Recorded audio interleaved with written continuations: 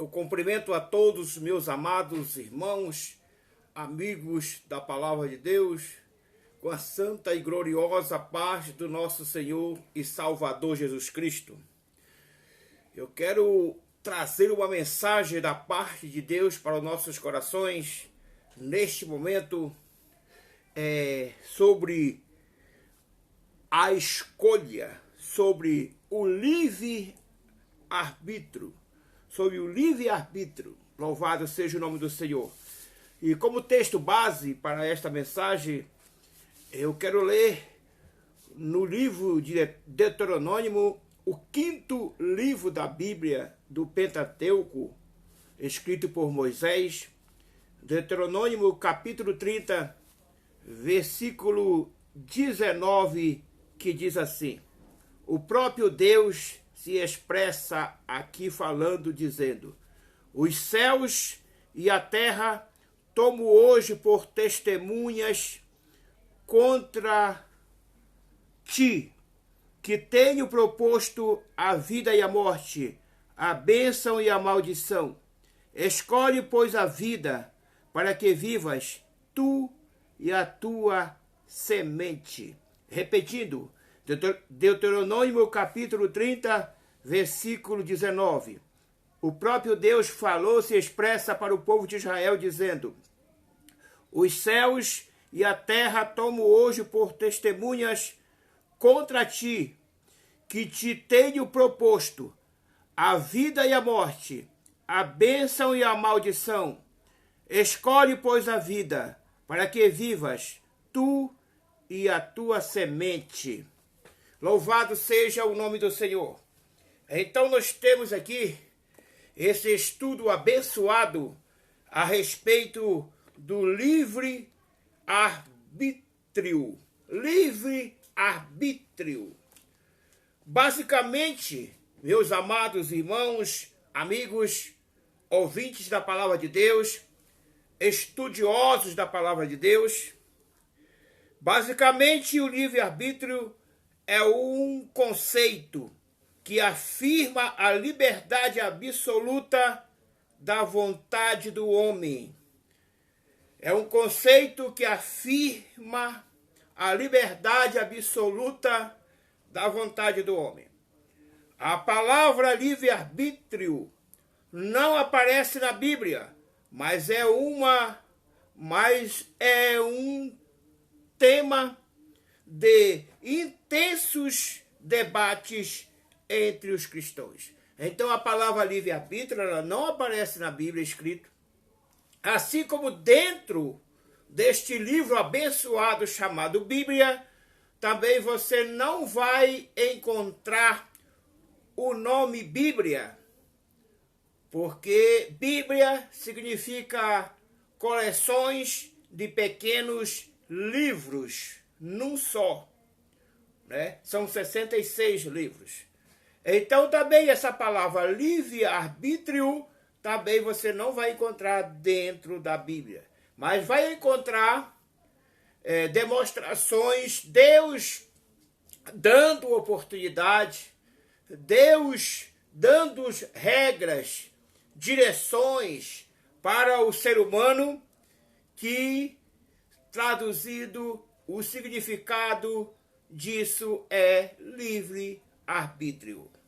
Louvado seja o nome do Senhor. Então, o que é livre-arbítrio? De forma bem resumida, podemos dizer que livre-arbítrio é a capacidade de decisão sem qualquer tipo de influência ou condicionamento. Como foi dito, livre-arbítrio é a expressão de liberdade da vontade humana em seu sentido mais absoluto. A palavra arbítrio transmite o sentido de decisão, né? Ou julgamento. Um exemplo raso do significado de livre-arbítrio pode ser percebido na ação de um juiz esportivo, ele não pode pender seu árbitro para qualquer um dos lados. Um exemplo, né? Ele precisa ser completamente neutro. E por isso que o juiz não pode apitar uma partida da seleção em seu país, pois acredita-se que seu árbitro estaria prejudicado por causa, né, do sangue que corre dentro das veias. Imagine um árbitro brasileiro apaixonado pela seleção brasileira, o brasileiro que é apaixonado pelo esporte. Imagine esse árbitro apitando uma partida, principalmente uma final, ou uma partida da Copa do Mundo entre Brasil e Argentina. Aí você já viu como é que é o relacionamento na área esportiva entre esses dois países. Então, você já viu só como é que esse árbitro, logicamente que ia ficar difícil para ele, né, não puxar para o lado do Brasil, não procurar favorecer o Brasil. Então, por isso que não é permitido, né? Porque o árbitro tem que ser parcial. O julgamento, para ser justo, tem que ser parcial. É por isso que Deus não dá a nós, seres humanos, em especial nós, os crentes, a liberdade, o poder de ser juiz. É por isso que ele nos considera e nos constituiu como ovelhas, servo, porque nós não teríamos essa capacidade que Deus tem para ser parcial no julgamento. Nós iríamos, com certeza, se estivesse de um lado uma pessoa bem querida nossa, nossa mãe, nossa esposa, ou esposa da irmã, ou filho querido, e de outro lado uma outra pessoa, não precisaria ela ser inimiga, bastaria ela ser uma outra pessoa estranha, não querida, não chegada, que não fosse seu sangue. Com certeza a gente ia tomar a decisão pela força do sangue, do parentesco, da amizade, em favor daquele nosso chegado, daquele nosso amigo, daquele nosso irmão, daquele nosso parente, daquele nosso familiar, né? Então, o nosso Deus não é assim. O nosso Deus é justo. Ele dá a César o que é de César e a Deus o que é de Deus. E nós temos que ser também assim. Porque quando a palavra nos diz, quando o salmista diz, foi moço, hoje sou velho, nunca vi um justo desamparado e nem a sua descendência mendigar o pão, justo significa agir com justiça. Não dá a razão para o errado. Não importa se esse que está com a razão, ele é nosso inimigo, seja quem for. Mas se ele está com a razão tem que ser dada para ele. Não importa se quem está errado é nosso amigo, nosso parente, é nosso sangue, mas se ele está errado, para que nós venhamos agir com justiça, ser considerado justo, para que nós não venhamos mendigar o pão e nem nossa descendência desamparada, nós não venhamos ser desamparados e nem nossa descendência mendigar o pão, para que nos vá tudo bem, nós precisamos agir com justiça. O justo é abençoado. Deus age com justiça. E nós, seus servos, devemos agir também com inteira justiça e transparência. Louvado seja o nome do Senhor nosso Deus. Então, há uma série de fatores que influenciam a vontade humana, como fatores genéticos, químicos, físicos, geográficos, ambientais, culturais, educacionais, etc. Segundo eles, em muitas vezes, essa influência é irresistível. O livre-arbítrio na teologia cristã, aleluia, na teologia, a discussão sobre a existência do livre-arbítrio vem desde os primeiros anos da história da igreja.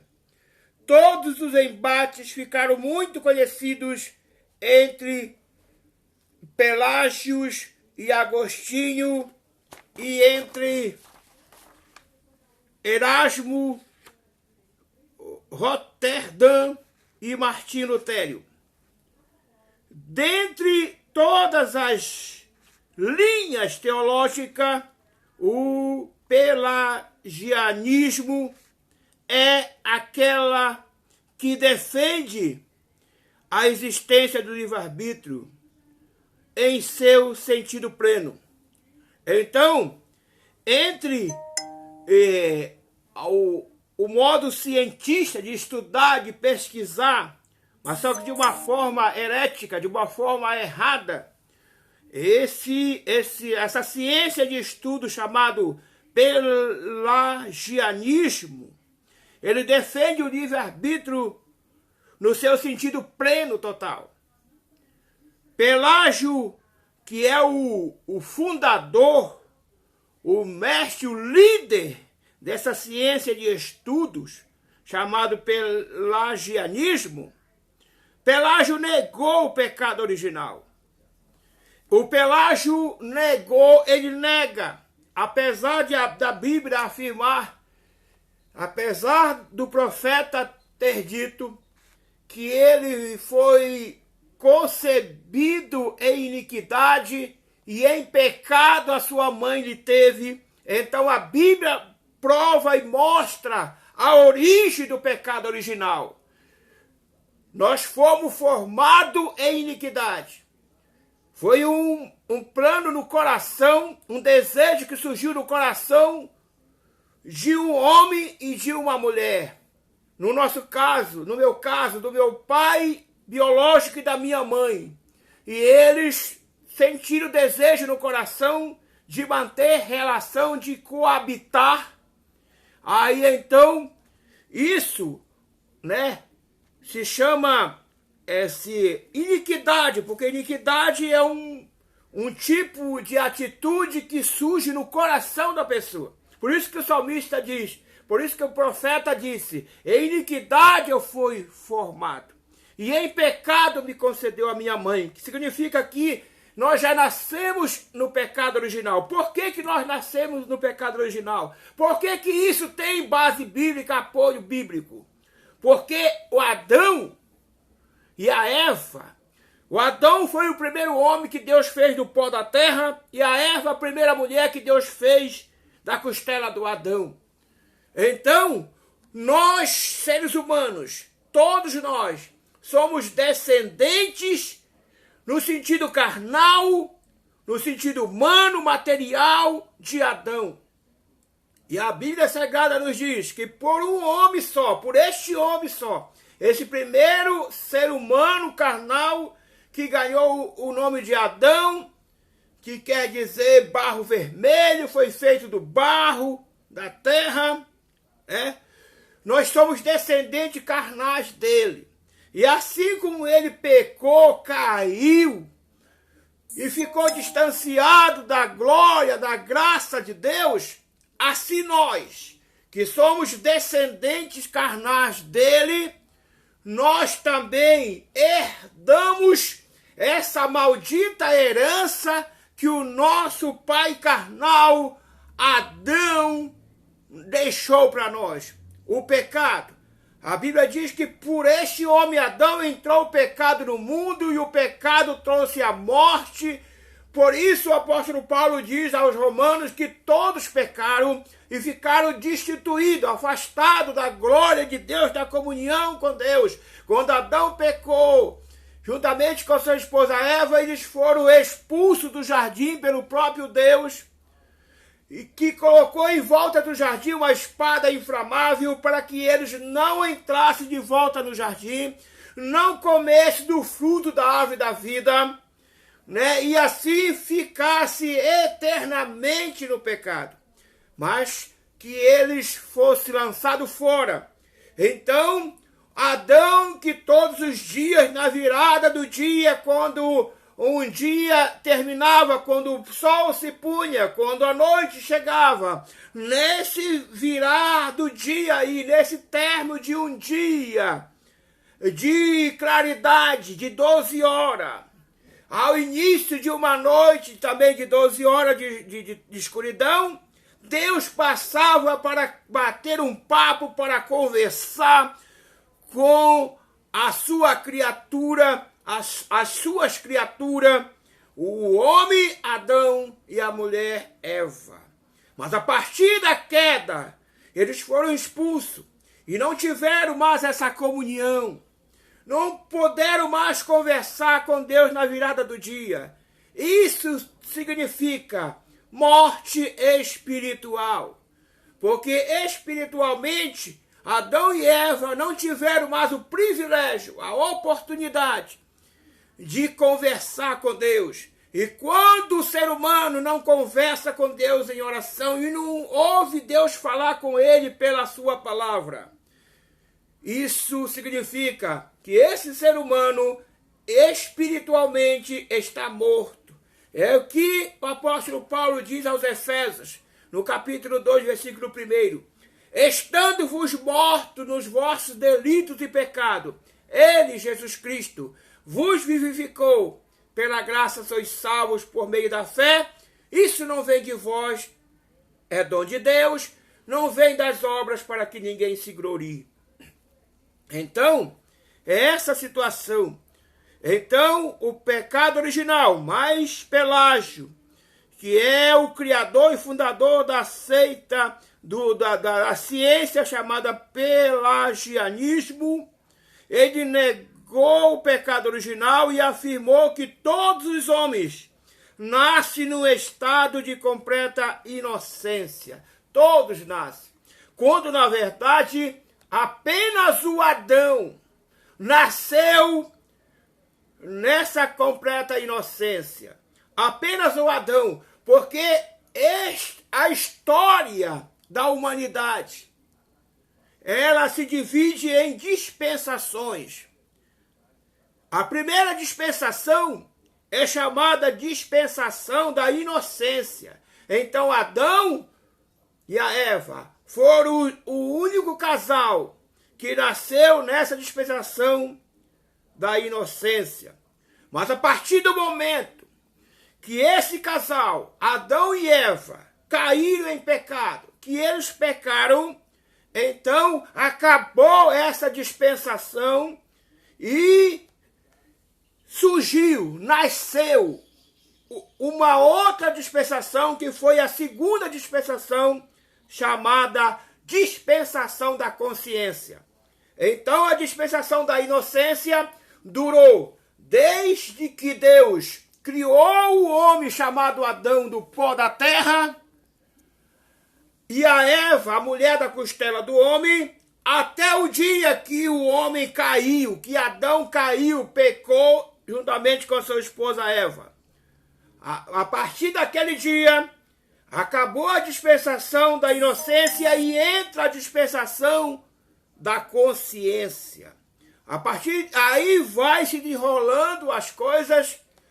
O Adão conheceu a sua esposa Eva, concebeu, manteve relação sexual com ela, tiveram o primeiro filho chamado Caim, o segundo filho chamado Abel, e depois veio Sete, e filhos e filhas. Então, surgiu a raça humana que passou a governar esse planeta Terra. Aí termina a dispensação da consciência e entra a dispensação do governo humano. Na dispensação da consciência, então o homem deixa de ser inocente, porque o Adão e a Eva passaram a conhecer o bem e o mal, a ter poder de decisão. Então eles não eram mais inocentes, agora eram conscientes. Por isso que a dispensação, a segunda é consciência. A partir do momento que o ser humano passou a governar a terra, a dispensação da consciência termina e vem a dispensação do governo humano. A partir do momento que nasce Abraão, que Deus chama Abraão para que ele saísse da terra dele, da casa dos seus pais, do meio da sua parentela, e fosse para o lugar que ele ia lhe dar, surge esse patriarca que era Abrão, e Deus mudou o nome dele para Abraão. Abrão significa pai exaltado. Abraão significa pai de uma multidão, de uma grande nação. Então, aí, Abraão gerou Isaac.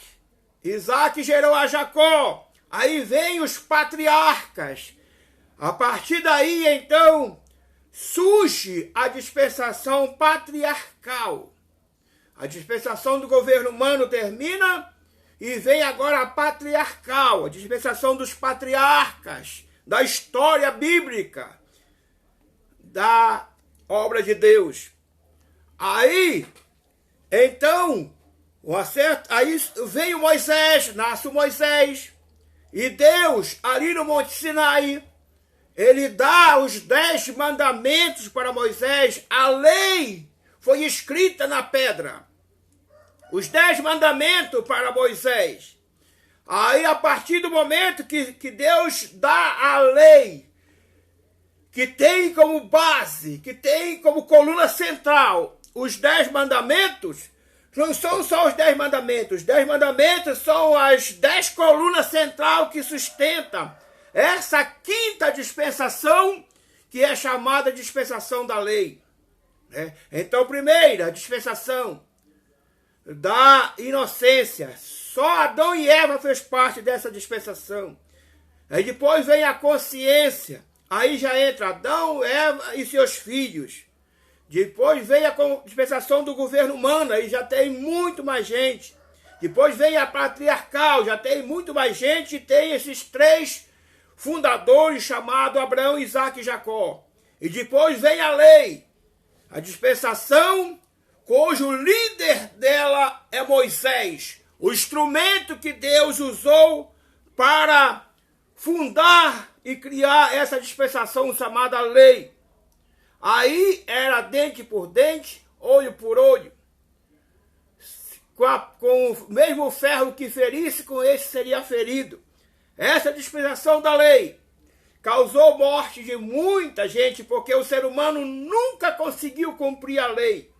O único que se tornou forma humana, o único ser humano, 100% ser humano, só que ele tinha 2 naturezas. Ele era 100% Deus e 100% homem, chamado Jesus Cristo, o Filho do Deus vivo, o Emanuel, o Deus conosco, o Deus no meio do povo. Foi o único que cumpriu toda a lei. Nenhum outro ser humano cumpriu a lei. Adão não cumpriu, Abraão não cumpriu, Isaac não cumpriu, Jacó não cumpriu, nenhum profeta cumpriu, os escritores da lei não cumpriram, os escribas, os fariseus estudiosos, intérpretes da lei não cumpriram, mas Jesus cumpriu toda a lei. E chegou a falar: eu não vim para destruir a lei, para desfazer a lei, para anular a lei, eu vim para cumprir a lei. Mas foi o único que cumpriu. Então, essa dispensação, a finalidade dela, criada por Deus, foi que o homem se salvasse. Mas morreu muita gente fisicamente e ninguém conseguiu se salvar pela lei. Essa dispensação da lei, então, ela serviu e serve até hoje, tão somente para apontar o pecado. Mas essa dispensação da lei, ela durou muito tempo, mas ela terminou no dia em que os anjos disseram: hoje na cidade de Davi vos nasceu o Salvador, que é Cristo Senhor. No dia em que Jesus Cristo nasceu, do ventre de Maria, daquela virgem desposada com José, ali naquela manjedoura em Belém da Judéia, naquele dia, a dispensação da lei, a quinta dispensação termina e entra a dispensação da graça, que está até hoje existindo. A dispensação da graça. Graça significa favor não merecido. Ninguém merece ser salvo. Ninguém fez nada para se salvar. Ninguém. Você pode fazer, eu posso fazer o que nós fizer. Mas nós não vamos conseguir, por intermédio das nossas obras, conseguir a salvação das nossas almas. Nós não vamos conseguir a salvação das nossas almas por intermédio das obras ou pelo cumprimento da lei. Mas aí surge essa dispensação da graça, esse favor não merecido. Como eu falei, ninguém merece ser salvo, por mais que nós façamos o que fizer, mas não nos vai dar o direito de merecer, de ser digno de ser salvo. Por isso, ela é dispensação da graça, que significa favor não merecido. O ser humano sem Deus, ele não vai ter dificuldade para ajudar, para fazer um favor, para favorecer alguém, desde que ele mereça, né? Mas nós não merecíamos ser salvos. O nosso merecimento pelas nossas obras de injustiça era a mesma de Barrabás, né? Era morte de cruz, era lago de fogo, era inferno, julgamento e condenação eterna. Então, pela bondade e misericórdia de Deus, o dom gratuito de Deus, Jesus Cristo, se manifestou trazendo salvação. Pela graça sois salvos por meio da fé. Então, aleluia, esse personagem aqui, né, o Pelágio, ele infelizmente errado e sem base bíblica, ele vem dizer que o homem nasce na inocência, né? Se implica que a salvação é possível, ele diz assim então, que a salvação é possível mesmo sem a graça de Deus. Esse Pelágio aqui fala. Sendo que é impossível, a Bíblia deixa bem claro que é impossível o homem ser salvo sem a graça. Porque sem a graça significa que o homem mereceria pelos seus atos, pelas suas obras, ser salvo. Mas o homem não merece. O homem não tem nada que ele venha fazer que mereça isso. Porque se Deus assim entendesse, então seria inútil, seria sem nenhum proveito a vinda de Jesus Cristo, o sacrifício no Calvário, o sangue derramado. Seria desnecessário. Isso. Né? Não teria nenhum valor. Teria sido uma injustiça de Deus deixar o seu filho se tornar forma humana, que já foi algo terrível. Seu filho santo se tornar num corpo mortal, incorruptível, que nem isso, o nosso ser humano, sofrer tanto aqui na terra, e depois isso não servir para nada, para o homem ser salvo, para o ser humano ser salvo, ele tem que fazer algo que viesse agradar a Deus, para que isso lhe desse o direito, o merecimento da salvação. É lógico que esse pensamento do Pelágio aqui não tem base bíblica, né? Porque, aleluia, não é possível, não é impossível o homem ser salvo sem a graça de Deus. Já o sempelagianismo assume que a vontade do homem, depois da queda de Adão, se tornou enfraquecida. Contudo, ainda ela é capaz de fazer, e ainda o ser humano é capaz de fazer escolhas e cooperar com a graça divina. Mas não é. O ser humano, não, a partir do momento em que quando Adão nasceu, na dispensação da consciência, na dispensação da inocência, quando Adão nasceu, na dispensação da inocência, certo? Ele tinha o livre-arbítrio. Porque quando Deus diz para ele que diante dele estavam todos os frutos do jardim, 99% dos frutos que Deus criou no jardim e colocou no jardim, plantou no jardim chamado Éden, estava à disposição dele para ele comer. Mas tinha uma árvore que produzia frutos, e esses frutos significavam fruto do conhecimento do bem e do mal. Se o homem comesse, ele ia ter o conhecimento do bem e do mal, ia ser igual a Deus, conhecendo o bem e o mal, né? Então, ele disse para o Adão, desse fruto tu não pode comer. Então o Adão até aí tinha o livre-arbítrio. Ele estava na dispensação da inocência. Ele podia escolher.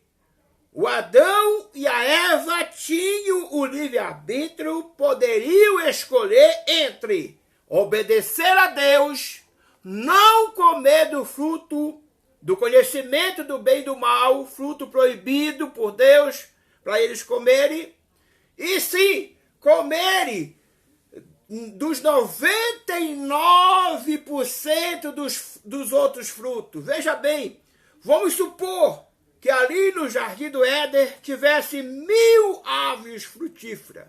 Eles podiam comer de 999 árvores. Eles poderiam comer do fruto das 999 árvores. Era fruto demais que eles tinham livre-arbítrio para comer. Só não podiam comer de um.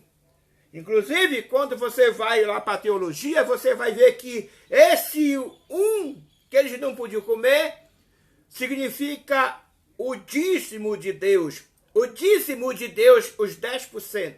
Porque exatamente, se você ganhou R$1.000, né, 990 é seu, 100 é de Deus. 10% de 1.000 é 100. O restante é seu. Então, eles tocaram no dízimo do Senhor, daquilo que não podia comer. Eles tinham livre-arbítrio. E nesse livre-arbítrio, poder de decisão, a Eva escolheu obedecer à voz da serpente, à voz de Satanás que falou na boca da serpente e da cobra, pegou do fruto, comeu e deu para o seu esposo Adão, e ele entrou na mesma dela, a mesma coisa que Safira entrou na de Ananias, né? Adão também pegou do fruto e comeu. Ele tinha também o poder de decisão também de não comer. Com isso, com certeza, ele salvaria a sua vida física, a sua comunhão com Deus. Porque Deus fez o pacto e a comunhão com Adão. Não foi com a Eva, foi com Adão. Mas o Adão, vendo que a sua esposa havia comido do fruto, pegou da mão dela e também comeu.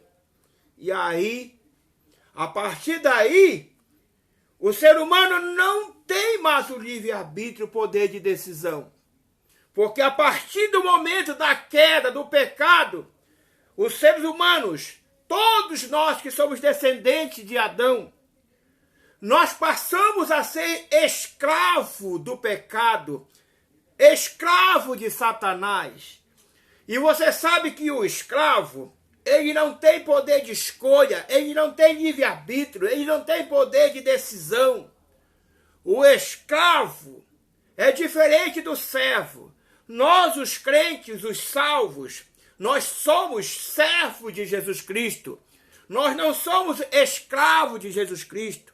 Apesar dele ser o nosso Senhor, né? Assim como o Senhor dos escravos, você sabe que no tempo da escravidão, mas hoje ainda tem escravidão, não aberta assim, bem clara, como era antigamente, antes da princesa Isabel assinar a Lei Áurea no Brasil, para dar liberdade, entre aspas, parcial aos escravos, né? Os senhores dos escravos eram o dono deles, eles pagaram por eles, eles eram proprietários, deles. Os escravos eram propriedade exclusiva dos seus senhores. Eles não tinham liberdade, eles não tinham salário, eles não tinham 13º, eles não tinham férias, eles não tinham folga, eles não tinham poder de decisão. Trazendo para o sentido espiritual, espiritualizando essa situação, o Satanás passou a ser o senhor de todos os homens pecadores.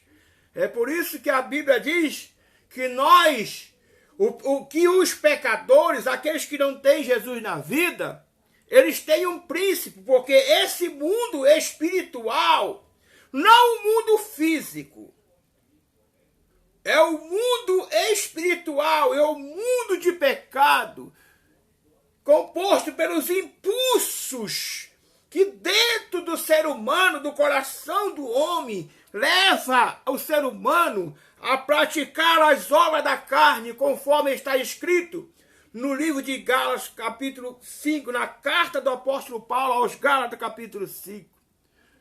As obras da carne, né? Ali a inveja, o ciúme, a raiz da amargura, a glutonaria, a feitiçaria, a idolatria, a inimizade, a bebedice, a porfia. Tudo isso é obra da carne, o ódio, o rancor, né? Então, essas obras da carne aí, o apóstolo Paulo diz que os que não têm Deus na vida, eles andam segundo a essas obras da carne, segundo o curso deste mundo espiritual, segundo a vontade do príncipe desse mundo espiritual, que é Satanás, né? Então, o homem é escravo do pecado, escravo do diabo, e o diabo, como senhor das pessoas, dos seres humanos que não tem Deus na vida, o diabo não dá livre-arbítrio para essas pessoas. O diabo não dá liberdade de escolha. Eu aceitei Jesus no dia 7 de março de 1989. Você, meu irmão, que está me ouvindo, que aceitou Jesus também, já com 20, 30, 40 anos, 15 anos, você que veio lá do mundo de pecado espiritual, eu sei muito bem, você sabe muito bem, quantas das vezes eu ouvi as pessoas falar de Jesus para mim, do amor de Jesus. Quantas das vezes eu ouvia eles falar para mim.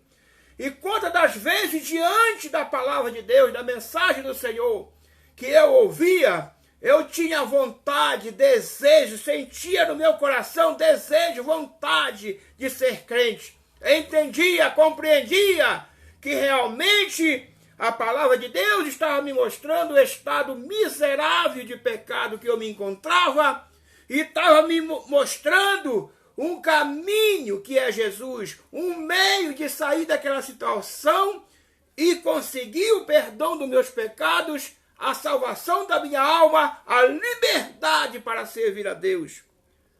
Mas algo me prendia, algo falava dentro do meu coração, que era tarde demais, que agora não tinha mais jeito, que não adiantava, porque se eu tivesse aceitado Jesus quando eu era criança, lá bem atrás, teria fundamento.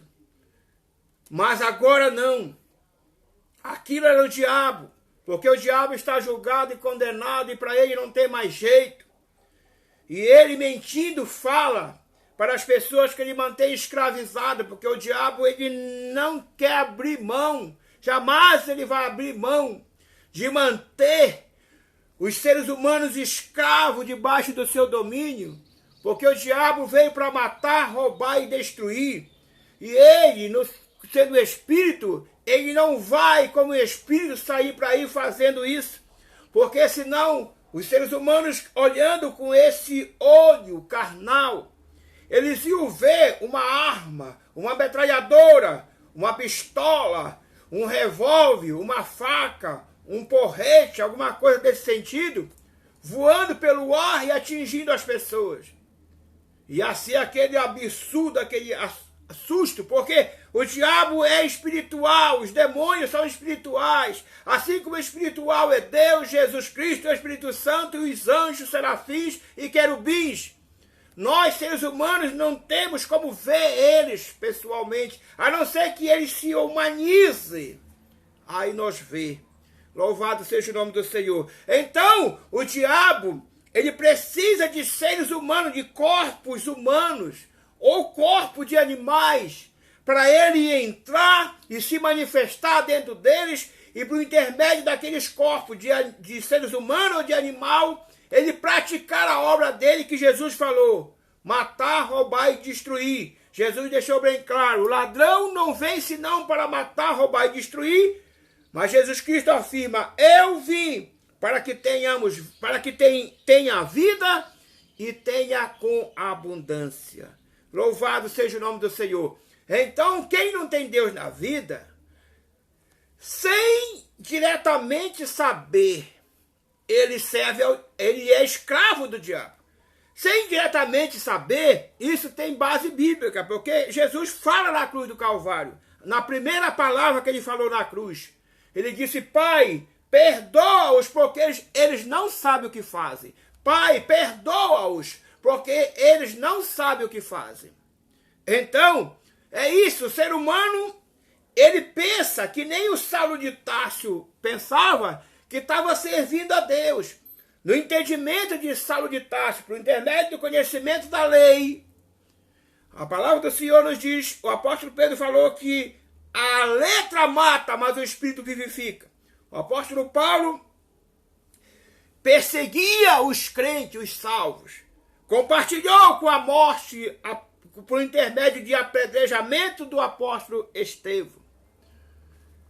Ele achou que estava fazendo certo. Ele achou que os crentes eram do diabo e que os observadores da lei eram de Deus. Ele era um líder de Deus. Mas Jesus Cristo encontrou com ele e disse: por que tu me persegue? Transformou a vida dele. Aleluia. Então, ele não sabia. Por isso que Jesus deixou bem claro na cruz do Calvário: Pai, perdoa, porque eles não sabem o que fazem. Aleluia. Então, quando o ser humano aceita Jesus, o apóstolo Paulo, escrevendo aos Gálatas, ele falou: foi para a liberdade que Cristo vos libertou.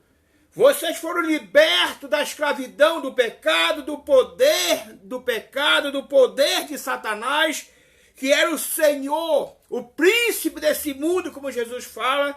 Ele fala que os seres humanos que não têm Deus na vida, eles não andam segundo o seu próprio querer, a sua própria vontade, eles não têm poder de decisão, eles não têm livre-arbítrio. Eles são mandados pelo príncipe desse mundo, que é o diabo, e são dominados e agem, falam, fazem, segundo o que os impulsos do pecado os levam a fazer. O pecado tem poder sobre eles são escravos do pecado, eles não são livres. Então está errado esse pensamento do Pelágio aqui, que o homem tem livre-arbítrio. O homem teve livre-arbítrio até que o homem caiu. E só foi o Adão e a Eva, como eu já falei. Só o Adão, o homem Adão e a mulher Eva. Aí daí para frente, o homem não tem livre-arbítrio. Mas aí o homem aceita Jesus como Salvador.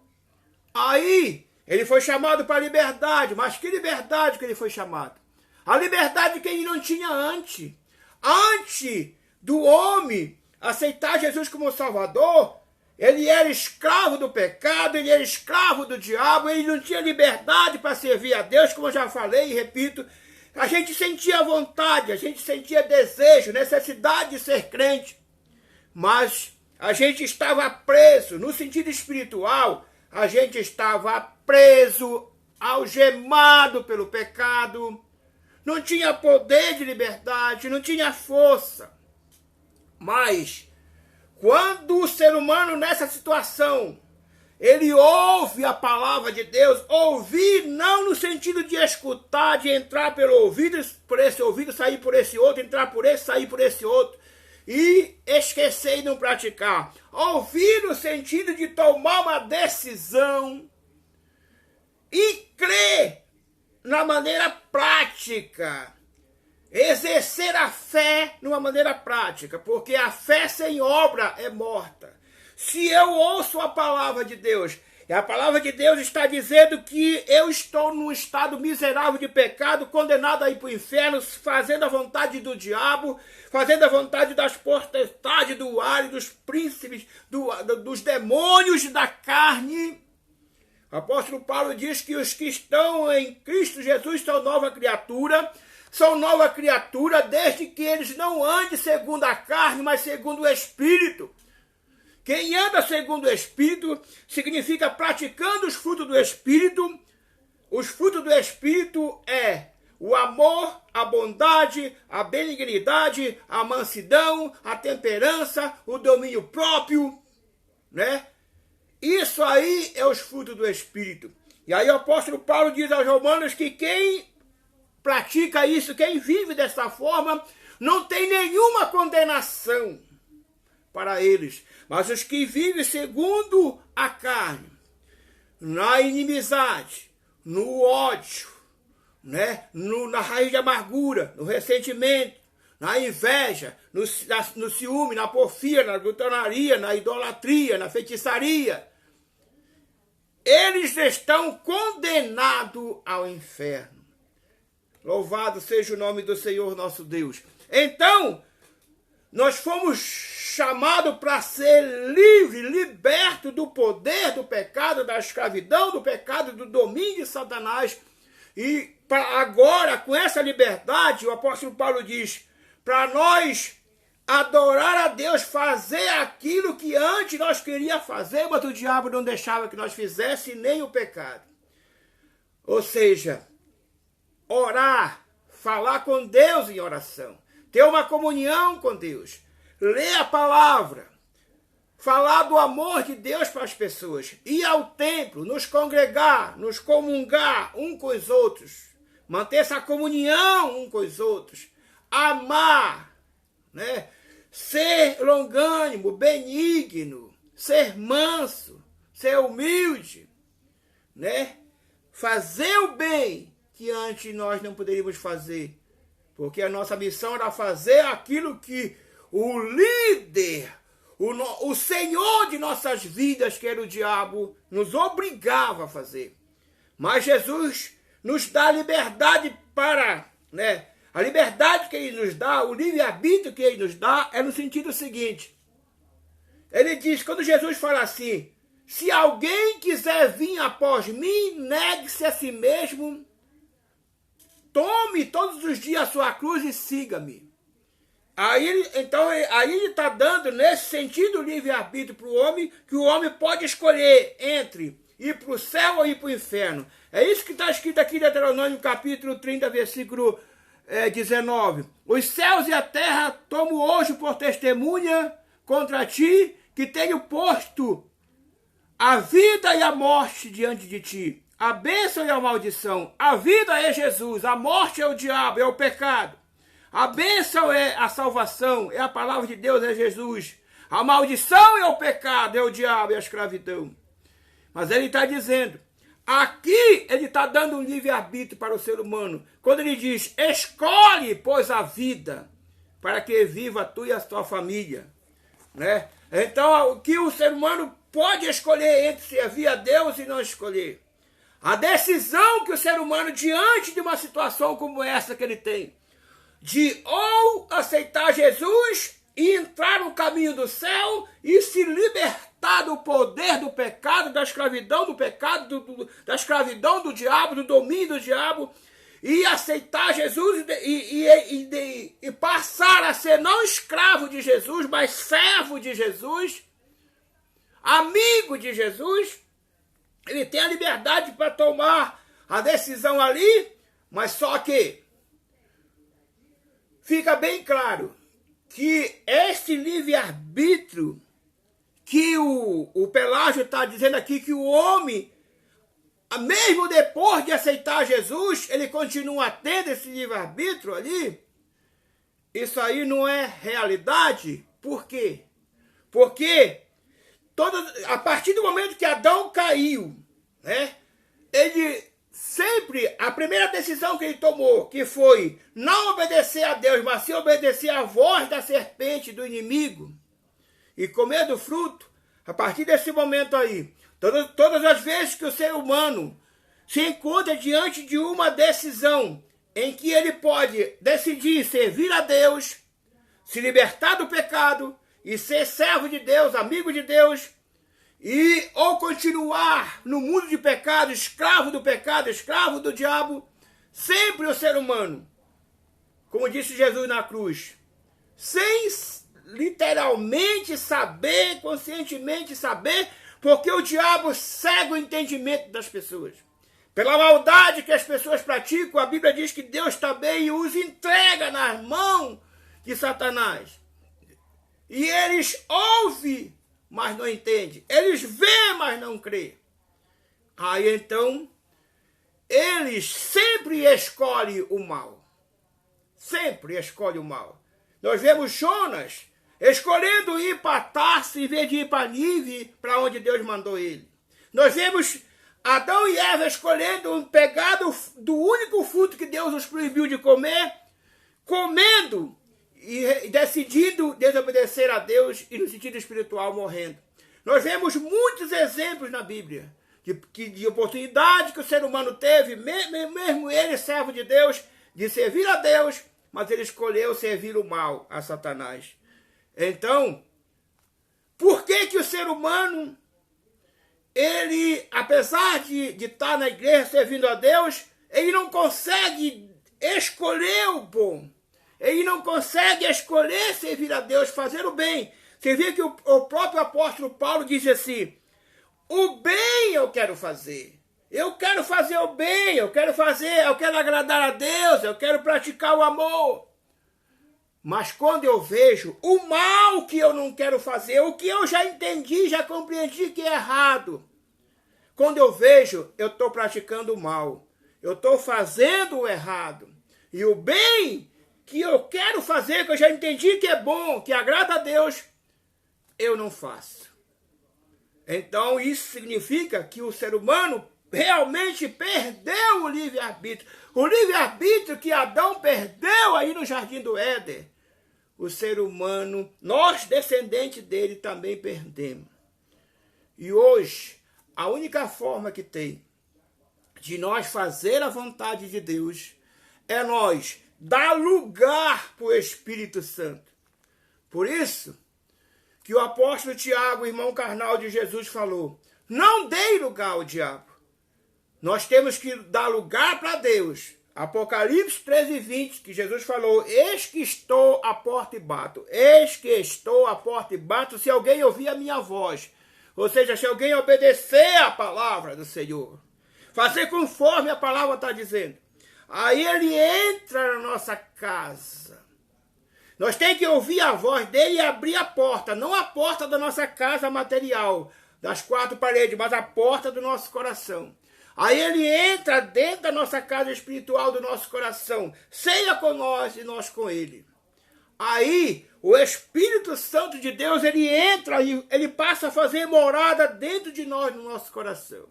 E quando ele entra, os demônios, o poder do pecado, Satanás tem que sair. O Espírito Santo de Deus é tão poderoso que quando o arcanjo Miguel lança Satanás lá do meio daquelas pedras preciosas, onde ele estava lá mandando e comandando todos os anjos, serafins e querubins, ele era o querubim ungido, o regente do coral de louvor e adoração a Deus. Mas quando ele no seu coração teve uma ambição e disse: eu vou subir e fazer o meu trono acima do trono de Deus e vou comandar tudo, Deus, na sua onisciência que sabe de todas as coisas, na sua onipresença que está em todo lugar, na sua onividência que vê todas as coisas, viu e mandou o arcanjo Miguel lançar ele de lá para baixo. E ele veio de lá para baixo com uma estrela muito grande. Ele vem. Mas o Espírito Santo de Deus, que está ali nos primeiros versículos do capítulo 1 de Gênesis, que diz que a terra era sem forma e vazia, e o Espírito de Deus pairava. É aquele mesmo sentido que a galinha está sobre os ovos chocando, dando vida, esquentando, até que os ovos venham estourar e nascer o pintinho. Né? Então o Espírito Santo de Deus pairava assim, estava assim sobre a face do abismo, dando vida para o que existia ali debaixo, a terra que estava ainda envolvida com águas. E o Satanás, ele não pôde ficar aqui na terra por causa do Espírito Santo. E Satanás volta então. Não pode voltar mais para o céu, para o primeiro céu, para o céu dos céus, porque tem 3 céus. O céu dos céus, o céu atmosférico, o céu dos planetas, o segundo céu, que é o céu planetário, onde são os planetas, e o céu de nuvem, o céu atmosférico. Então Satanás volta e fica nesse céu planetário, nesse segundo céu, onde estão os planetas, e lá ele montou o seu reino. Nós vemos isso quando Samuel está orando, pedindo uma benção, e no 21 dia orando, e no 21º dia, no dia de número 21, é que o anjo chega, o anjo Gabriel, para trazer a bênção para ele. E quando ele questiona, o anjo fala assim: desde o primeiro dia que tu iniciou a oração pedindo a bênção a Deus, ele me mandou trazer. Mas acontece que eu estava em guerra lá no segundo céu, no céu atmosférico, contra os demônios, contra lá o exército lá, né? Que ele cita o nome. Mas aí Deus manda novamente o arcanjo Miguel com a sua espada para guerrear e desfazer as espadas do exército inimigo, dos demônios lá comandados por Satanás. Aí Gabriel consegue se livrar e vem e entrega a bênção para Samuel. Louvado seja o nome do Senhor. Então, por isso que o apóstolo Paulo, escrevendo aos Efésios capítulo 6, ele diz que a nossa luta aqui na terra não é contra a carne e sangue, mas sim contra os principados, as potestades que estão na região celestial, nesse segundo céu, nesse céu atmosférico. Satanás, os demônios estão aqui, como ele falou lá para Deus com relação a Jó, que ele passeia sobre a terra, mas ele não habita aqui na terra. O espírito do anticristo, que vai agir na grande tribulação, incorporar num homem, que é o próprio Satanás que vai incorporar nesse homem. A Bíblia nos diz, o apóstolo Paulo nos fala que ele já está no mundo, mas ele ainda não pode agir, porque tem um que o detém, que é o Espírito Santo de Deus. Louvado seja o nome do Senhor. Então, é só pelo Espírito de Deus, quando ele entra dentro da nossa vida, do nosso coração, aí ele expulsa esses demônios, esse poder das trevas, aí ele nos dá essa graça, esse poder, e nos dá força, e ele faz com que a gente tenha força e graça de decidir servir a Deus, de decidir servir ao Senhor, e de dizer, louvado seja o nome do Senhor nosso Deus, como disse Josué.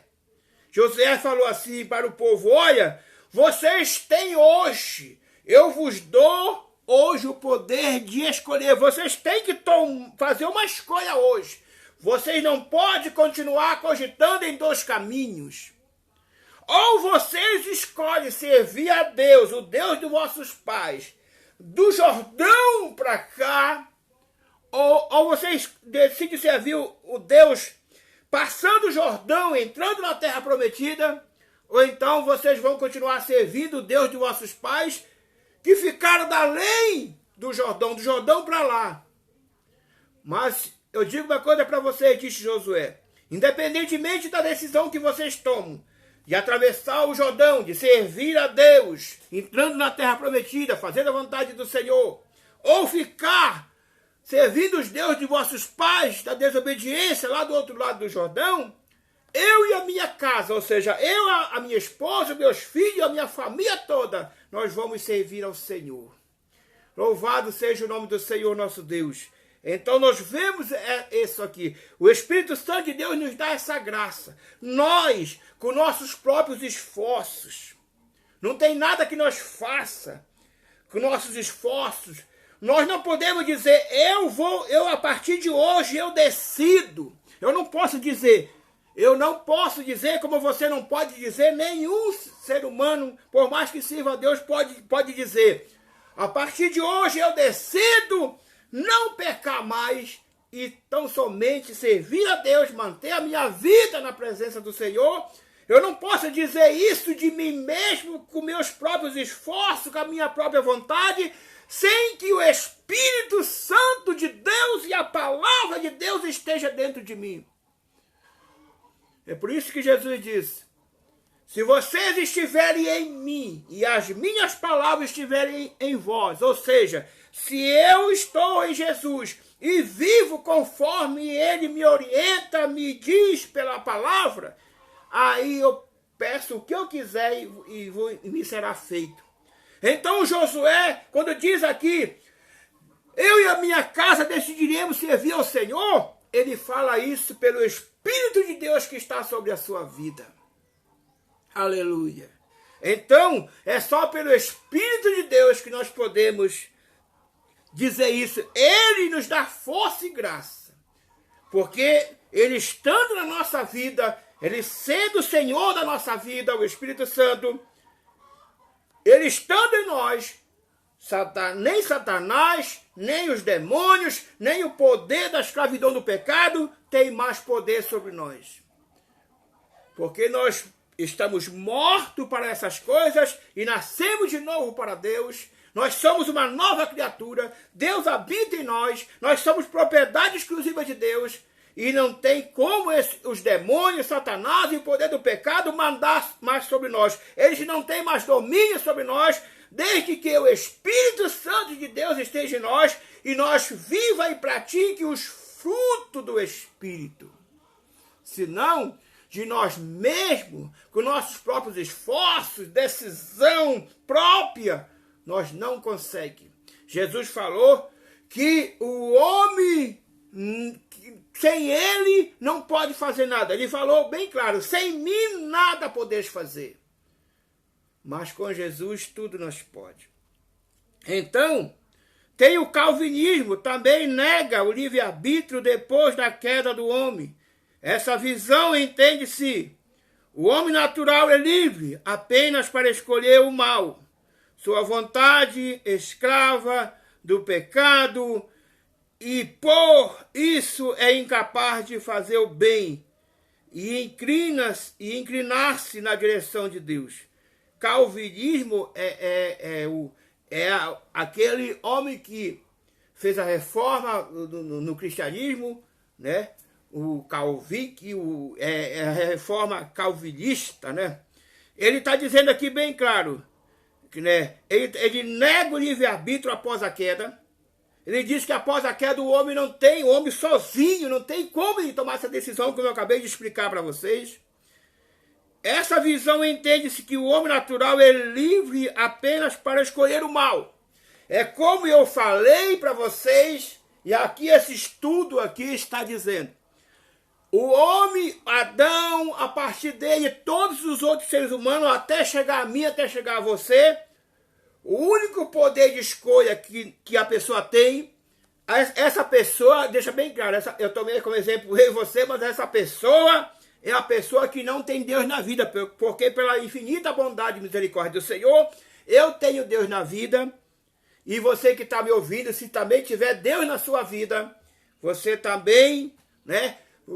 Pelo Espírito Santo de Deus, pelo poder da palavra de Deus, o Deus dentro de você vai tomar a decisão e dar força e graça para eu e você, nós, escolher e fazer o bem, escolher o bem, como Josué escolheu o bem. Mas Se a pessoa não tem Deus na vida, se você que está me ouvindo, infelizmente, ainda não tem Deus na vida, você não está em Jesus, e a palavra dele não está em você, você não anda segundo a palavra dele, você não anda segundo a vontade do Espírito, segundo os frutos do Espírito, mas sim segundo a obra da carne, então há condenação para você. E a inclinação para as pessoas que não têm Deus na vida sempre é fazer o mal, como eu já disse. A partir do momento que o homem caiu, que, como eu falei e repito, quando é colocado o ser humano, como Deus falou em Deuteronômio, capítulo 30, versículo 19, eu tomo o céu e a terra por testemunho que hoje eu coloco diante de vós a escolha de escolher o bem e o mal. Eu coloco a vida e a morte, a bênção e a maldição, escolhe a vida. O homem sempre escolhe a morte, sempre escolhe a maldição, sempre escolhe o errado. É o que ele está dizendo. O homem natural é o homem que não tem Deus na vida. O homem natural é autônomo, o contrário do homem espiritual. O homem espiritual, o Espírito Santo na vida dele leva ele a tomar a decisão de escolher o bom, como Josué, o Espírito Santo na sua vida escolheu. Mas o homem natural, ele é inclinado para o mal, e a escolha dele sempre vai ser escolher o mal, porque o mal parece bem bom diante dele. Por isso que ele escolhe sempre o mal, achando que está escolhendo bem. Sua vontade é escrava. A vontade do homem natural que não tem Deus é escrava. Ele não tem poder de decisão, não pode. O escravo não tem como escolher o que ele quer fazer. O senhor dele é que escolhe. E o senhor do escravo espiritual é o diabo, é o pecado, é Satanás, que leva ele a escolher sempre fazer o mal. E por isso, o homem natural é incapaz de fazer o bem espiritual. Inclina-se na direção é incapaz de fazer o mal, de fazer o bem espiritual e inclinar-se em direção de Deus. O homem natural é incapaz de fazer o bem espiritual, né, que é o amor, a bondade, a longanimidade, a benignidade, o domínio próprio. Isso aí é bem espiritual. E ele é incapaz também de se inclinar para Deus. Ele sempre vai se inclinar para o lado do diabo. Nesse caso, a menos que o Espírito Santo opere a regeneração, que é o novo nascimento, no pecador, ele jamais poderá desejar amar as coisas de Deus. Ele sempre vai desejar. Dentro dele o mal está habitando. E ele sempre vai desejar o mal. O livre-arbítrio na Bíblia. Como já foi dito, a palavra livre-arbítrio não aparece na Bíblia. Todavia, sem dúvida, a Bíblia mostra o homem sendo convidado a fazer escolhas. Isso está de acordo com o que o homem é. Ele é um ser originalmente criado à imagem e semelhança de Deus e moralmente responsável. Gênesis 1, 27 e 31. Né? Todavia, sem dúvida, a Bíblia mostra que o homem sendo convidado a fazer escolha, isto está de acordo com o que o homem é, né? Ele é originalmente criado à imagem e semelhança de Deus. Mas, por outro lado, a Bíblia também mostra o homem num estado de completa inimizade para com Deus. Isso aconteceu depois da queda de Adão, depois que Adão transgrediu a lei de Deus. Antes de desobedecer a Deus, a ordem do Senhor, Adão e Eva desfrutavam de um estado de completa inocência. É como eu já falei e repito, o homem, esse casal, Adão e Eva, só foram inocentes até o dia da queda. Isto significa que eles eram capazes de obedecer à lei de Deus até o dia da queda. Depois, eles não tiveram mais, o homem não tem mais essa capacidade de obedecer à lei de Deus, a não ser que ele dê lugar para o Espírito Santo de Deus, para Jesus entrar na vida dele, porque o Espírito Santo e Jesus são os únicos que obedecem a Deus em tudo, são fiéis a Deus em tudo. E eles, dentro da nossa vida, do nosso coração, nos levam a obedecer a Deus e ser fiel a Deus. Sem eles, sem o Espírito Santo, sem Jesus, sem a palavra, nós naturalmente não temos condição de fazer isso. Pois não possui sua natureza inclinada, né? Pois não possui sua natureza inclinada ao mal. Né? O homem com Deus, ele possui sua natureza inclinada para o bem e não para o mal. Mas depois que o primeiro casal escolheu transgredir a lei de Deus, a natureza humana tornou-se corrompida pelo pecado. Adão era representante da humanidade, e quando ele falhou, toda a humanidade juntamente com ele também falhou. Isso que Jesus falou. Por um homem só entrou o pecado no mundo, e o pecado trouxe a morte, e todos pecaram. O homem falhou nele. Isso significa que o homem já nasce em pecado. E isso tem base bíblica quando você lê o Salmo 51, versículo 5. Foi aí que o salmista disse: em iniquidade eu fui formado, e em pecado me concebeu a minha mãe. Salmo 51, 5. Segundo o que o salmista está dizendo, com base bíblica, eu posso afirmar para você e lançar por terra a ideia lá errônica dessa seita, que até hoje os seres humanos ainda nascem na inocência, porque o salmista já disse bem claro: em iniquidade eu fui formado, e em pecado me concedeu a minha mãe. Salmo 51, 5. Negar isto é negar o ensino bíblico e abraçar a heresia do pelagianismo, ou seja, do Pelágio, criador dessa seita pelagianismo, dessa heresia. Né? E a Bíblia, quem conhece a Bíblia não vai aceitar jamais um negócio desse. Um arbítrio escravo. A Bíblia também descarta a possibilidade de o homem sozinho ser capaz de uma escolha espiritualmente boa. A Bíblia diz que o homem sozinho, natural, sem Deus, ele é incapaz de fazer uma escolha espiritualmente boa. Só com Deus na vida.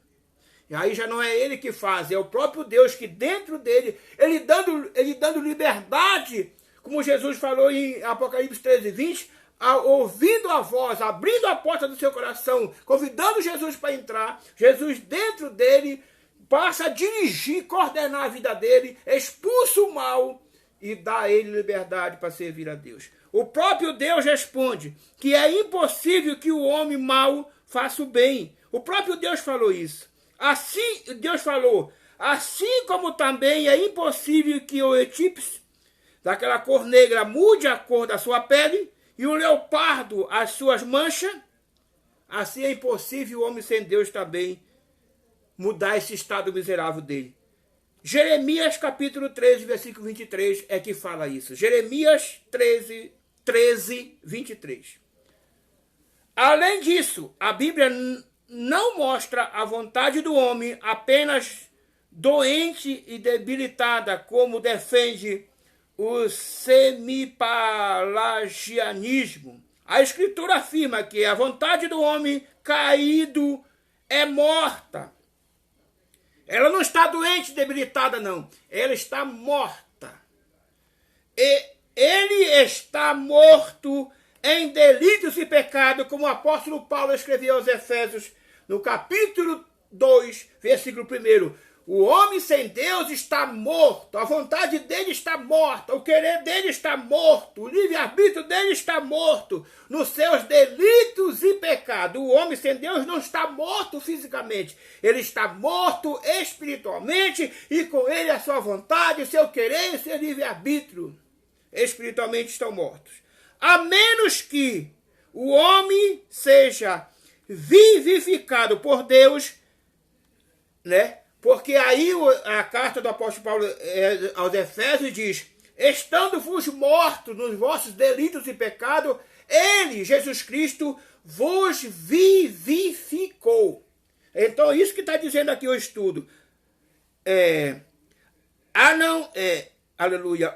A menos que o homem seja vivificado por Deus, ele não fará o bem espiritual, nem mesmo se inclinará à vontade santa e justa do Senhor. Além do homem não fazer o bem espiritual, jamais ele vai se inclinar à vontade santa e justa do Senhor. Isso é o que acontece com o homem sem Deus, o homem natural. E isso está em Efésios capítulo 2, versículo de 1 a 4. Isso aqui é Bíblia, isso aqui não é heresia, isso aqui não é história de caronchinha, isso aqui é Bíblia, isso aqui é palavra de Deus, palavra que liberta, palavra que salva, palavra que transporta, que transforma. Temos livre-arbítrio? Nós temos livre-arbítrio? Resposta: claro que isto não é verdade, né? Nós não temos livre-arbítrio. Sem Deus, somos escravos de Satanás e do pecado. E com Deus, é Ele quem dirige nós. Nós somos servos dele. Ele é o nosso Senhor. E nós, como diz o apóstolo Paulo, a partir do momento que eu me libertei da escravidão do pecado, deixei de ser escravo do diabo e do pecado, e passei a ser servo de Deus, o apóstolo Paulo diz, a partir daí, não é eu mais quem vivo. Então, eu continuo não tendo liberdade. Só que agora eu não sou mais escravo, agora eu sou servo. Mas aí o apóstolo Paulo diz, não é eu mais quem vivo, é Cristo quem vive em mim. Antes quem vivia em mim era o diabo, era o pecado, eu era escravo dele. E hoje quem vive em mim é Deus. Hoje eu ando segundo a vontade de Deus. Hoje eu pratico as obras e os frutos do Espírito Santo. Hoje Jesus Cristo habita em mim. Isso que o apóstolo Paulo falou. Então, a vida que eu vivo não é mais segundo o que eu quero, é segundo aquilo que Jesus quer. E a vontade de Deus para mim, o querer de Deus para mim é maravilhoso. O jugo de Deus na minha vida é suave, o fardo é leve, né? Jesus me leva como meu bom pastor, ele me faz deitar em verdes pastos, ele cuida de mim, ele me apacenta, ele me leva para junto das águas tranquilas, ele refrigera a minha alma, ele prepara uma mesa farta diante de mim. Se eu andar pelo vale da sombra da morte, ele está comigo com a sua vara, com o seu cajado me consolando. Ele enche a minha vida do seu Espírito Santo até que meu cálice transborde e eu vivo certamente na vontade dele, na presença dele, no querer dele, todos os dias da minha vida. Então, eu passo a ser amigo dele, mas o meu querer, a minha vontade, que antes era do diabo, eu era escravo dele, de Satanás e do pecado, agora está nas mãos de Deus. E agora é Jesus que manda na minha vida. E ele vai querer sempre o melhor para mim. Ele é meu Senhor, meu Salvador e meu amigo. Isso é uma bênção. Nós tomamos decisões, fazemos escolha e somos moralmente responsáveis por elas. Isso indica que a escolha que fazemos são realmente nossas escolhas. Porém, isso não significa que nossa vontade é completamente livre de qualquer influência ou que não conheça limite. Então, é claro que Deus nos dá o livre-arbítrio de escolher entre servir o bem e o mal. Entre ir para a igreja, para o templo, cultuar a Deus ou ficar em casa. Entre ler a Bíblia ou ler uma revista até pornográfica. Entre orar ou ficar 24 horas, o tempo de folga que nós temos no celular, no Facebook e no WhatsApp. Né? Ele vai nos dar esse livre-arbítrio, mas ele está dizendo aqui,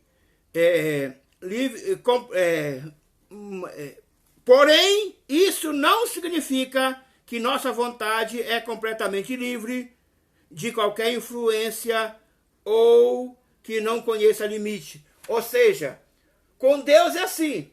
Ele nos dá o livre-arbítrio de decisão. Ele dentro de nós servindo a Ele. Mas tudo tem limite. Né? Tudo me é lícito, mas nem tudo me convém. Deus coloca limite na natureza e coloca limite nas nossas vidas. Ele tem um negócio chamado basta. Até aqui, acabou, daqui não vai mais. Nós vamos viver fisicamente aqui nessa terra até o dia que Ele decidir que nós vivamos. No dia que Ele disser basta, até aqui, acabou, Ele nos arrebata, nos leva para o céu, então tira o nosso fôlego de vida e a nossa alma vai para o seio de Abraão aguardar o ressoar da última trombeta. Então, aqui é importante dizer que não estamos resumindo essa questão da escolha do nosso cotidiano. Não estamos falando de escolher a cor de uma camisa ou o sabor de um sorvete. Estamos falando da capacidade de escolher livremente entre o bem espiritual e o mal moral. Deus nos dá essa capacidade. Livre-arbítrio e livre agência. A teologia explica isso no conceito de livre agência. A livre agência significa que somos agentes livres de acordo com a nossa natureza. Nós somos livres, mas de acordo com a nossa natureza. Estamos nesse corpo de pecado, estamos nesse corpo mortal, estamos nesse corpo de carne e sangue que não vai herdar o reino do céu. Estamos nesse corpo corruptível que se destrói lá debaixo dos 7 paus na terra. Em outras palavras, somos plenamente livres dentro dos limites de liberdade que possuímos. Nós somos livres, mas dentro dos limites de liberdade, da liberdade que Deus nos deu. Tudo condicional, tudo com decência e ordem. Deus é o dono da nossa vida. Senhor significa dono, aquele que manda, aquele que comanda, só que nós não somos escravos. Porque o diabo não dá poder de decisão e de escolha para os seus escravos. Deus nos dá, mas com limite. Isso significa que se Deus coloca limite para nós, seus filhos, por que nós vamos criar nossos filhos livres aí, deixando fazer o que quer? Porque hoje os pais deixam os filhos fazer o que quer. Os pais não têm mais domínio sobre os seus filhos. Mas a Bíblia diz que o pai que trata o filho assim, sem regra, sem limite, ele não é pai, ele é padrasto. E o filho que vive assim não é filho, é bastardo, é enteado. Assim, nós escolhemos, decidimos e fazemos. Por exemplo, antes da queda, como agente livre, Adão podia escolher entre o bem e o mal, pois tinha livre-arbítrio. Ele tinha isso no passado, livre-arbítrio. Depois da queda, com a sua natureza corrompida, o homem natural ainda faz escolha, mas suas escolhas são inclinadas para o mal. O homem natural, o homem que não tem Deus, ainda faz escolha, mas sempre vai escolher o quê? O mal. Sempre vai escolher o pecado, sempre vai escolher o Satanás, mesmo sem saber o que está fazendo, mas ele vai escolher o lado errado. Jamais ele vai escolher o lado bem. Quando uma pessoa que ouve a mensagem de Deus, a pregação do Evangelho, que é poder de Deus para a salvação daquele que crê, quando ele levanta a mão, quando ele vem na frente chorando, dizendo, eu quero ser crente, eu quero ir morar no céu, isso não é uma decisão própria dele. Isso é o Espírito Santo que entrou na vida dele, pegou a palavra que o pregador pregou, aplicou no coração dele e convenceu ele do pecado, da justiça e do juízo, porque Jesus falou, quando esse Consolador vier, ele vai convencer o mundo do pecado, da justiça e do juízo. Então, essa é um poder de decisão do Espírito Santo. Foi o Espírito Santo. Como esse ser humano pecador, apesar de ser um miserável pecador escravo, condenado a ir para o inferno, tanta coisa errada fez, mas ele ouviu a voz de Deus. Ele abriu a porta do seu coração. Ele acreditou na palavra. Aí o Espírito Santo entrou dentro do coração dele, expulsou o demônio que escravizava ele, o poder do pecado, Satanás libertou ele. Aí ele ficou livre e foi na frente chorando, movido, conduzido, levado pelo Espírito Santo, levado por Deus, porque o próprio Jesus falou: ninguém vem a mim senão trazido e enviado por Deus, o meu Pai. Louvado seja Deus. Ele não é capaz de escolher o bem, porque sua natureza está limitada no sentido. Ele não tem mais livre-arbítrio, mas ainda é livre agente. Cada vez que ele toma uma ação, tal ação é livre de acordo com a vontade da sua natureza. Livre-arbítrio. O livre-arbítrio e o cristão. Isso explica por que da necessidade do novo nascimento. Então, se esse livre-arbítrio, para que o homem tome a decisão de ser crente, de fazer a vontade de Deus, de servir a Deus, isso só é possível na vida do homem natural se ele se entregar para Jesus, se ele crer na palavra, se ele clamar misericórdia, aí o Espírito Santo vai entrar na vida dele. Eis a razão por que é necessário. Jesus falou, eis porque Jesus falou para Nicodemos, a não ser que o homem nasça de novo. Se ele não nascer de novo, ele não vai nem ver o reino do céu. Eis aqui a questão, é a razão, a necessidade do novo nascimento. É no novo nascimento. Quando o Espírito Santo entra dentro do coração do homem e leva ele a morrer espiritualmente para o mundo de pecado, estando ele morto para Deus, o Espírito Santo faz esse trabalho chamado regeneração, novo nascimento, que é a transformação da velha natureza, do velho homem, numa nova criatura. Isso é novo nascimento. Ele faz esse trabalho dentro da vida da pessoa.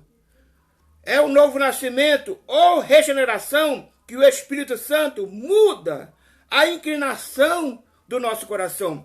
O coração do homem sem Deus, do homem natural, estando inclinado para o pecado, para o mal, para desobedecer a Deus, para fazer a vontade do diabo. Aí o Espírito Santo, nesse processo chamado novo nascimento, regeneração, ele muda essa inclinação. Aleluia.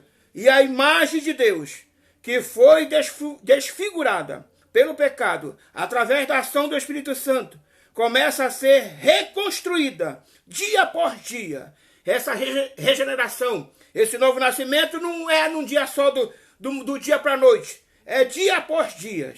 Vamos sendo moldados à semelhança de Cristo. Isso é regeneração, isso é novo nascimento. Alguns cristãos acreditam que após a regeneração, o homem passa a ser dotado de livre-arbítrio. Novamente, porém, mesmo depois da regeneração, a Bíblia não dá indícios de que recuperamos a capacidade do livre-arbítrio. A Bíblia não dá base, a Bíblia não apoia esse pensamento de alguns cristãos. Se isso fosse verdade, se fosse assim como alguns cristãos pensam, seríamos capazes de escolher nunca mais pecar. Mas nós não temos essa capacidade de escolher nunca mais pecar. Porque se tivéssemos essa capacidade, uma vez salvo, salvo para sempre. Não tinha hoje tantas pessoas que não só já foram crentes, mas muitos deles já foram obreiros, diáconos, auxiliares, cooperadores, presbíteros, pastores, dirigentes de igreja, líderes de departamento, e que hoje estão desviados, pior do que antes de tomar a decisão de ser crente. Se eles tivessem a capacidade de escolher, eles tinham escolhido nunca mais pecar e estavam até hoje firmes com o Senhor. Por que eles estão hoje desviados? Porque o ser humano, mesmo depois de ser crente, não tem essa capacidade de escolher não pecar mais. Mas a Bíblia diz que durante toda a nossa vida terrena, ainda precisamos lutar contra a nossa velha natureza pecaminosa com o auxílio do Espírito Santo. Toda a nossa vida, o apóstolo Paulo falou que todos os dias estamos entregues à morte. Todos os dias temos que matar um leão, né? Então nós temos que lutar contra a velha natureza. Há essa guerra, porque nós, seres humanos, somos tricotônicos. Corpo que nós estamos vendo, que eu vejo o seu, você vê o meu, e eu vejo o meu no espelho como você vê o seu. Corpo. Dentro de nós tem alma e o espírito de vida, que é o fôlego de vida que Deus assoprou na narina de Adão e também nas nossas. Então, com o auxílio do Espírito Santo, esse processo é chamado santificação e dura a vida inteira. Após a regeneração, o novo nascimento, primeiro processo, quando a gente aceita Jesus, é o processo chamado justificação. Justificado, pois pela fé tenhamos paz com todos. O primeiro processo é justificação, porque o Pai bate o martelo com o justo juiz e diz, o Raimundo Donato Ferreira, você que está aí, que sabe o seu nome, está justo diante de mim, porque aceitou o meu filho como Salvador. O processo chamado justificação. Depois vem esse processo chamado regeneração, novo nascimento. E depois vem o processo chamado santificação, sem a qual ninguém verá o Senhor. Temos que passar por esses processos. Por isso, toda escolha espiritualmente boa que fazemos, apesar de sermos realmente nós que escolhemos voluntariamente, porque Deus não nos obriga a fazer algo. Ele disse, eu estou à porta e bato. Se alguém ouvir a minha voz é que eu entro. O diabo não age assim. O diabo nem bate na porta. O diabo chega, invade a sua vida física, a sua vida espiritual, a sua amizade. Ele invade, ele entra pela janela. Você vê que o ladrão veio para roubar, né? O ladrão bate na porta e diz, isso aí, Senhor, que eu quero roubar a sua casa, que eu quero roubar a sua saúde, que eu quero roubar a sua vida espiritual, que eu quero roubar os seus bens. Não, ele arromba a porta. Ele rouba, ele entra sem pedir licença e tira o que ele quer. É assim que o diabo faz espiritualmente na vida das pessoas. Ele não pede licença não, ele entra. Quando você vê, ele já levou seus bens materiais, já levou sua saúde física, já levou o seu casamento embora, já destruiu a amizade que você tinha com seus amigos, já acabou com a sua vida. Mas Jesus não, ele pede licença, ele é educado. Louvado seja o nome do Senhor. Com relação à nossa vida futura, a Bíblia diz, também não indica a existência de livre-arbítrio, pelo menos não no sentido de fazer escolhas entre o bem e o mal. Novo céu e nova terra, o mal moral, pecado. Não mais existirá o mal moral chamado pecado no novo céu e na nova terra. Não vai entrar carne e sangue, não vai entrar pecado, não vai entrar as obras da carne lá no novo céu. Logo, não teremos o livre-arbítrio de se rebelar contra Deus na eternidade. É por isso que a nossa vida futura será muito superior ao que foi a vida de Adão no paraíso. Para Adão e Eva, o mal moral era uma possibilidade real. Para nós, no novo céu e na nova terra, essa possibilidade não mais existirá. O mal, o pecado, com uma possibilidade real da gente cair, era tanto uma possibilidade real de Adão e Eva cair que eles caíram. Mas lá no novo céu, na nova terra, não vai existir essa possibilidade. Porque o mal, o pecado não vai estar lá. Porém, ainda seremos livre agentes. Mesmo não tendo livre-arbítrio, porque nós só vai estar o bem, assim como começou, que a Eva e o Adão e a Eva só conheciam o bem, não conheciam o mal, assim vai ser na nova terra. Lá só vai estar o bem, só vai estar Deus e os salvos comprados e lavados pelo sangue de Jesus, que de livre-arbítrio tomaram a decisão de ser crente.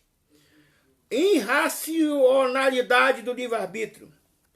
Deus é onisciente e conhece exaustivamente todas as coisas, passado, presente e futuro. Ele é o único que conhece o meu passado, o meu presente e o meu futuro.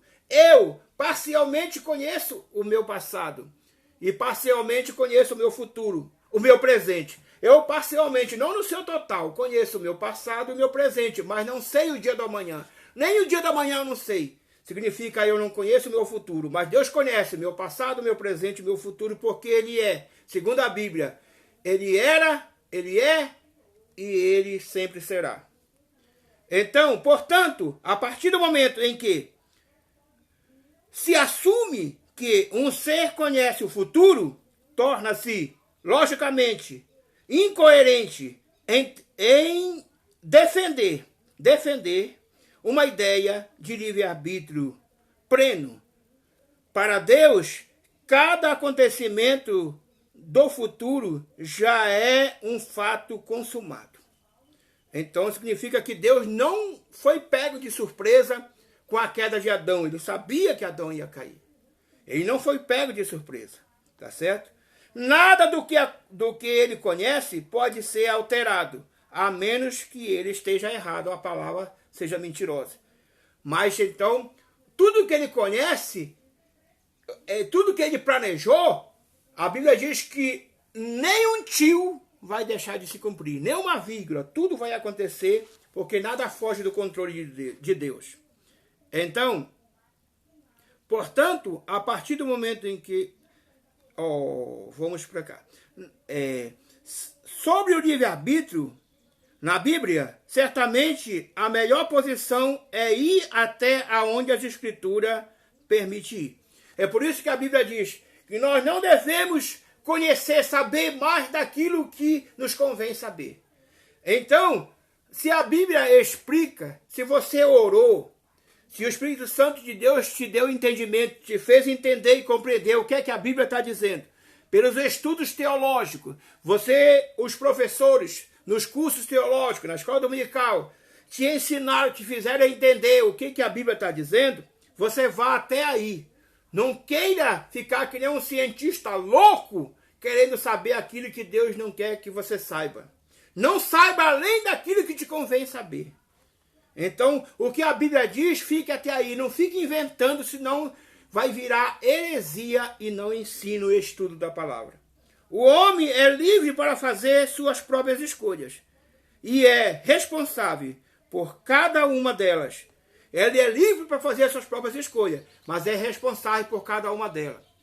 Um dia alguém falou para mim, a sua vida ela vai mudar dependendo da escolha que você fizer. Ou seja, se eu escolher servir a Deus, é como que ele está dizendo, eu coloco diante de vós a vida e a morte, a bênção e a maldição. Se você escolher a vida, que é Jesus, escolher a bênção, que é a salvação, então vai dar tudo certo para mim, eu vou ser arrebatado, eu vou morar no céu com Deus. Mas se eu escolher fazer a obra da carne, a vontade da carne, a vontade do diabo, vai dar tudo errado e eu vou terminar no inferno, no lago de fogo. Ele realmente escolhe voluntariamente de acordo com a sua natureza pecaminosa, sua natureza limitada. Isso acontece de uma forma que não conflita com a soberania divina, né? Deus deixa nós escolher, mas de uma forma que a nossa escolha não venha entrar em conflito com a soberania. Soberania significa que Ele é o Senhor, que Ele é que manda. Isso também não significa que sua vontade é absolutamente livre para escolher. Então nós não somos absolutamente, totalmente livres para escolher o bem espiritual ou o mal moral, que é o pecado. Na Bíblia temos vários exemplos de homens sendo expostos a uma escolha diante de Deus. No entanto, não temos nenhum exemplo de alguém que tenha escolhido o bem espiritual unicamente pela força da sua própria vontade. A Bíblia não mostra ninguém que pela sua própria vontade, pelo seu próprio querer, pelos seus próprios esforços, naturalmente sem Deus na vida, tenha escolhido fazer o bem e ter tido êxito. Somente quando ele abre o coração e Jesus entra na vida dele, aí Jesus faz essas obras, o Espírito Santo faz essas obras da justificação, da regeneração, que é o novo nascimento, e da santificação. Isso é uma coisa que só Deus pode fazer na sua vida. Você não pode mudar o seu mau caráter pelos seus próprios esforços. Você vai ter que orar, você vai ter que jejuar, você vai ter que ler a Bíblia, você vai ter que buscar o Senhor. E aí, quando Deus entrar na sua vida, Ele vai fazer essa mudança na sua vida. Para quem quiser prova da existência do livre-arbítrio em seu sentido pleno, basta escolher nunca mais pecar.